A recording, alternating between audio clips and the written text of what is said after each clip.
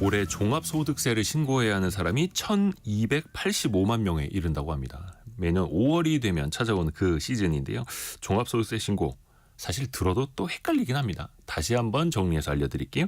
슬기로운 세무생활 시간 누리세무그룹의 김철훈 세무사와 함께합니다. 안녕하세요. 안녕하세요. 김철훈 세무사입니다. 우선은 종합소득세 어떤 분들이 신고를 해야 되는 겁니까? 예, 종합소득세를 신고하는 사람들의 대표적인 분들이 바로 프리랜서와 자영업자가 해당됩니다. 네. 이제 직장인분들 같은 경우는요. 기본적으로 월급만 받는다고 한다면은 회사에서 연말정산으로 대체가 돼요. 그래서 5월에 신고하는 종합소득세의 약식 버전인 연말정산으로 2월 달에 하고 끝나게 돼서 정말 편하게 됩니다. 그런데 이제 직장인 분들이라고 하더라도 월급에 부업이라든지 아니면은 투잡으로 추가 소득이 있다고 한다면은 직장인 분들이라고 하더라도 종합소득세를 신고를 해야 됩니다. 예를 들어서 뭐 유튜브 소득이라든지 아니면 부동산을 임대해줘서 받는 소득, 뭐 강연을 하셔가지고 받는 강연료, 프리랜서 뭐 일 같은 걸 받았을 때는 이제 사업소득이 있다거나 아니면은 기타 소득으로 받은 금액이 300만 원 넘어갈 경우에는 이분들도 종합소득세를 신고를 해야 됩니다. 아하, 기타 소득에서도 300만 원을 넘었을 때. 네. 그리고 또 자주 질문 들어오는 것 중에 하나가 아르바이트를 한 건요. 네. 또 일용직일 경우에는 어떻게 해야 되나요? 이 질문들 항상 많이 들어옵니다. 맞아요. 아르바이트 같은 경우라고 한다면은요, 이제 상황에 따라서 종합소득세를 신고를 할 수도 있고 안 할 수도 있어요. 네. 그래서 보통 이제 아르바이트생이 한 군데서만 일하고 소득이 연말정산 같은 걸로 끝났다고 정리됐다고 한다면은 이제 추가로 뭐 별도로 종합소득세를 신고하지 않아도 되고요. 한 군데서 알바를 하고 연말정산을 했다면 네, 안 해도 맞습니다. 된다. 종소득세 신고는. 예. 그리고 또 일당으로 받는 일용직 형태라고 한다면은 마찬가지로 그날 세금 신고가 끝났다고 봐가지고 종합소득세를 신고를 안 해도 됩니다. 근데 이제 여러 군데에서 일을 한 경우라고 한다면은 본인이 이제 일해서 받은 돈들을 종합해서 신고를 해야 할 수도 있고요. 또 뭐 근로소득 이렇게 아르바이트 소득 외에도 프리랜서처럼 뭐 일을 하고 3.3% 원천징수를 떼고 받은 소득이 있다. 인적 용역 소득이라고 하는데 이런 게 있다고 한다면은 종합소득세를 신고를 해야 됩니다.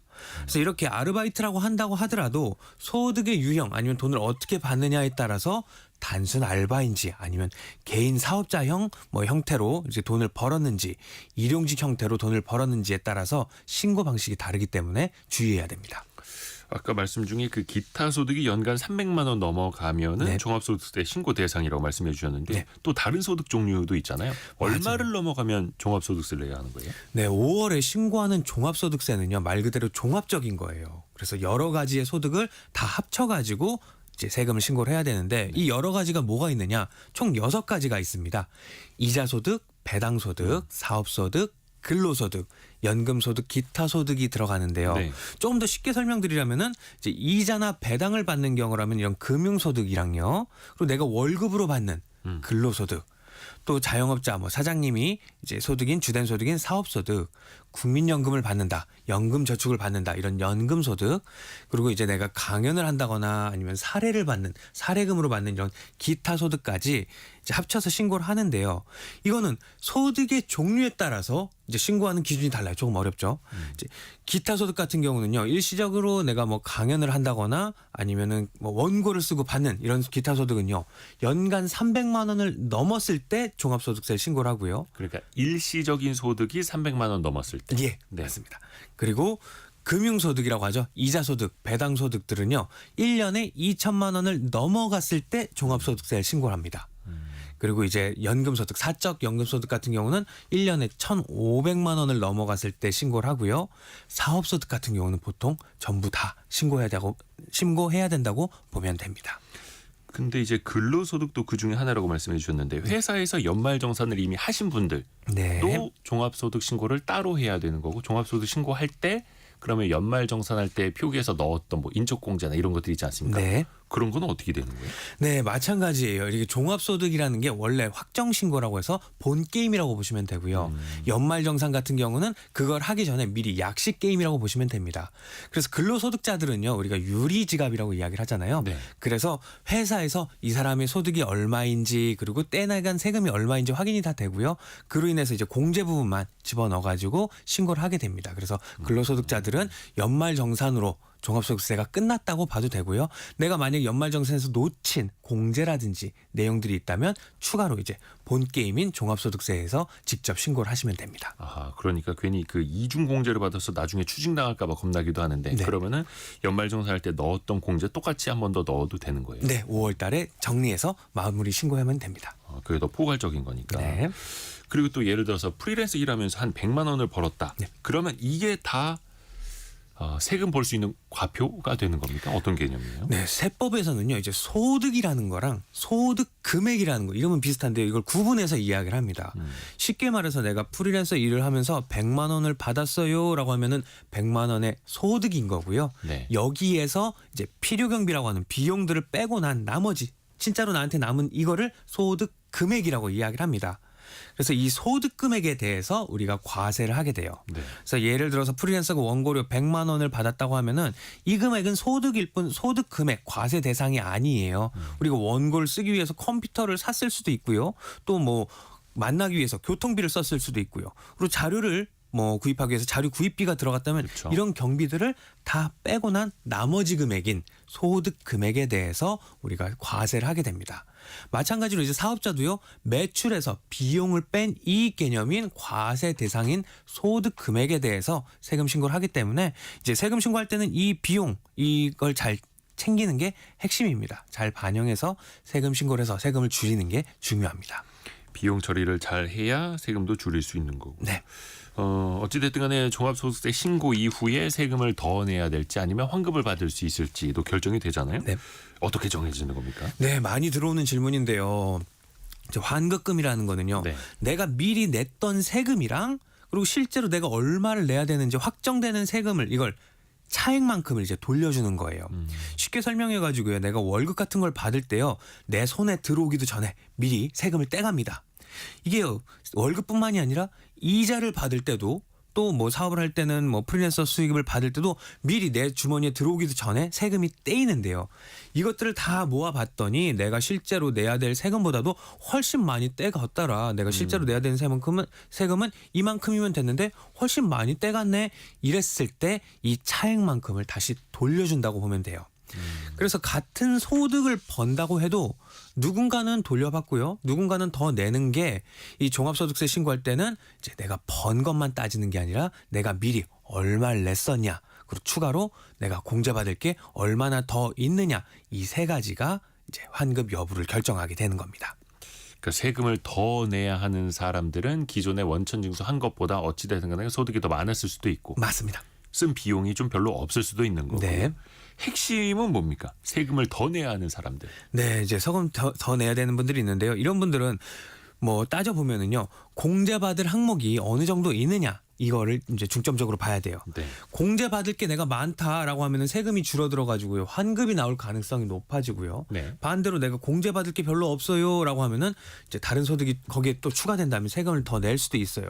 이걸 예를 들어서 설명을 하면은요, 두 사람이 있는데 둘 다 300만 원을 번다고 칠게요. 네. 근데 뭐 먼저 혼자 있어가지고 혼자 쓰는 싱글 같은 경우는요, 300만 원을 자기가 벌어서 혼자 쓰기 때문에 뭐 내야 될 세금이 많은데요. 반면에 이제 혼자 300만 원을 번다고 하더라도 내가 부양해야 되는 가족들이 많이 있어서 뭐 4인 가정의 가장이라고 보면은 둘 다 300만 원을 같이 번다고 하더라도 이제 세금이 다르게 됩니다. 결국은요, 이제 얼마를 벌었는지 이 하나만 보는 게 아니라 얼마를 미리 냈는지 세금도 중요하고요. 또 추가적으로 내가 공제받을 항목들이 얼마나 많은지도 중요하게 됩니다. 그래서 예를 들어서 기본 공제라든지 아니면은 내가 부양 가족이 얼마나 있는 인적 공제라든지 뭐 교육비, 보험료, 기부금 같은 이런 세액 공제들도 다 꼼꼼히 챙겨서 신고하는 필요가 있습니다.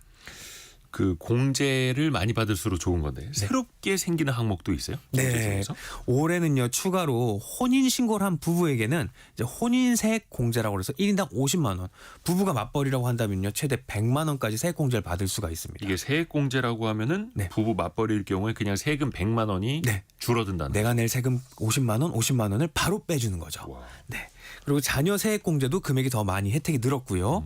노란우산 공제도 한도가 100만 원씩 더 늘어나서 혜택이 더 늘어났습니다. 네. 이 밖에도 개인연금저축이라든지 IRP 같은 절세 상품을 활용하면 세액공제까지 받아가지고 더 줄일 수가 있어요. 뭐 연금저축은 연 600만 원 한도, IRP까지 포함한다면 최대 900만 원까지도 공제가 가능합니다. 또 많은 분들이 질문도 올려주고 계시는데요. 5717님이 연말정산을 안 하면 어떻게 되는 건가요? 그리고 2101님은 회사가 부도나서 연말정산을 신고를 안 했을 때는 어떻게 해야 하나요? 그때 그래서 또 이런 분들한테 5월이 중요한 거죠. 맞습니다. 연말정산을 본인이 안 했다. 그리고 회사가 안 해줬다. 또 회사가 부도나서 망했다. 그래서 안 해줬다. 이런 경우는요. 다 5월에 내가 본 게임에 가가지고 5월에 종합소득세를 직접 신고를 하시면 됩니다. 그래서 연말정산을 신고했느냐 안 했느냐 이게 중요한 게 아니라요. 네네. 5월 달에 종합소득세를 신고했느냐 안 했느냐 이게 중요합니다. 이분들은 5월 달에 이번에 신고를 하시면 아무 문제가 없습니다. 연말정산을 안 했다고 해서 바로 페널티가 있는 건 아니고 네. 5월에 종합소득세를 이제 신고를 하시면 된다라는 거. 맞습니다. 6551님을 비롯해서 또 많은 분들이 연세 있으신 분들 그 노령연금, 국민연금을 노령연금으로 받으시는 분들도 그것 때문에 종합소득세를 신고해야 하나 이거 헷갈리시는 분들 많네요. 네, 연금 소득이 있을 경우라면은 마찬가지로 이제 종합소득세를 준비하셔야 되는데요. 이제 국민연금, 뭐 사적연금 이거에 따라 가지고 그리고 기준금액에 따라서 조금 더 다를 수 있기 때문에 이건 한번 체크해 본 다음에 세금 신고를 하셔야 될 것 같습니다. 왜 그 연금 소득세는 3.3에서 5.5 좀 더 낮은 이율로 네. 세금이 이제 물리게 되지 않습니까? 맞습니다. 세율이. 근데 그것도 또 신고를 해야 하는 거예요. 네, 연금소득 같은 경우도요. 이제 뭐 연금소득인 경우에도 세금 신고를 하는 경우가 있고 분리과세액으로 끝나는 경우도 있고 이러기 때문에 본인의 상황에 따라서 다시 한번 확인을 해봐야 될 것 같습니다. 아, 그래요. 또 이거를 종합소득세 신고 요즘에는 국세청 홈택스 사이트가 참 잘 돼 있어가지고 네. 혼자 직접 하시는 분들 많이 있거든요. 네. 근데 그럴 때 또 실수할 수가 있죠. 네. 어떤 걸 조심해야 될까요? 종합소득세는요. 요번 5월 31일까지가 신고 기간인데요. 올해는 31일이 토요일이라서 6월 2일까지 꼭 신고를 하셔야 되고요. 아, 휴일이 끼어 있으면 그 뒤로 밀리는 거예요. 맞습니다. 6월 2일까지. 6월 2일까지 꼭 하셔야 되고요. 그리고 이제 신고하는 방법은 홈택스, PC에서는 홈택스에서 하면 되고요. 모바일 앱인 손택스에서도 직접 신고를 할 수가 있습니다. 네. 사업자분들 같은 경우라면요. 이제 신고서랑 본인이 이제 비용으로 쓴 필요 경비 자료들을 잘 챙겨야 되고요. 전문가의 손을 빌리면 뭐 리스크도 줄고 절세도 가능하지만 본인이 꼼꼼히 다 챙겨서 잘 신고한다면은 전문가 비용도 아낄 수 있기 때문에 하나하나 잘 챙겨서 신고하는 게 중요합니다. 그 소득 중에서 좀 누락해 놓고 신고 안 하는 경우 있지 않습니까? 네. 어떻게 될까요? 네, 뭐 강의료라든지 아니면 유튜브 수익처럼 따로 이렇게 지급이 되는 소득들을 빼먹는 경우들이 많이 있어요. 어쩌다 내가 한두 번 받은 건데 이것 때문에 국세청이 뭐라고 하겠어? 라고 할 수 있죠. 네, 알고 있을까 하는데 다 알고 있어요. 가지고 있어요. 국세청에서는. 네. 그래서 신고를 안 하면은 바로 이제 잡히게 되는데요. 내가 모르고 안 냈다고 하더라도 국세청에서는 이제 그냥 넘어가지 않습니다. 그리고 또 확인해야 될 부분이 강의료 같은 경우는 일회성도 있고 뭐 정기적으로 내가 강의하는 경우도 있는데 보통 이제 일회성 강의료 같은 경우는 기타 소득으로 처리되는 경우들이 있어요. 네. 그래서 이 기타 소득이 조금 전에도 말씀드렸듯이 1년에 받은 금액을 다 합쳐봤는데 300만 원을 넘지 않는다면 신고를 안 해도 되지만 이제 300만 원이 넘어가면은 종합소득세를 신고를 해야 되고요. 또 내가 정기적으로 강의를 매년 하고 있어요 이러면은 기타 소득이라고 원천징수가 됐다고 하더라도 나는 그걸 사업소득으로 신고를 해야 되는 점 중요합니다. 요거 마지막 질문 하나 드릴게요. 네. 이원일님이 종합소득세 신고를 안 하면 어떤 페널티가 있나요? 혹은 이제 종소세 잘못 신고하면 어떻게 되는 겁니까? 네, 신고를 빼먹거나 이제 금액을 틀리게 기재를 한다 그러면 가산세가 붙을 수 있어요. 그래서 신고를 안 했다 그럼 무신고 가산세 20%. 20%. 네. 그리고 신고를 적게 했다 그럼 과소신고 가산세 10%인데요. 또 나쁜 분들 이제 다른 사람의 통장으로 받는 세금을 탈세하기 위해서 막 이랬다 했을 때 이렇게 부정한 방법을 했다고 하면 최대 40%까지 크게 늘어날 수 있습니다. 거기에 이제 내가 원래 내야 했던 본세까지 부담을 해야 된다면은 이게 금액이 만만치 않습니다. 그래서 단순한 실수라고 한다고 하더라도 큰 돈이 나갈 수 있기 때문에 신고 전에 꼼꼼하게 점검하고 정보를 뗀 전문가의 도움을 받는 게 중요합니다. 그리고 또 이게 국세청에서 네. 그 다음 해에 바로 알려주는 게 아니더라고요. 한 몇 년 지나서 맞습니다. 몇 년 전 신고가 잘못됐습니다. 그러면 네. 그 사이에 몇 년 동안의 가산세를 더 붙이고 다 합쳐지죠. 네. 그래서 배보다 배꼽이 더 커지는 경우도. 그래서 할 때 꼼꼼히 해야 된다. 종합소득세에 대해서 알아봤습니다. 김철훈 세무사였습니다. 고맙습니다. 감사합니다. 라디오 정보센터 다녀옵니다.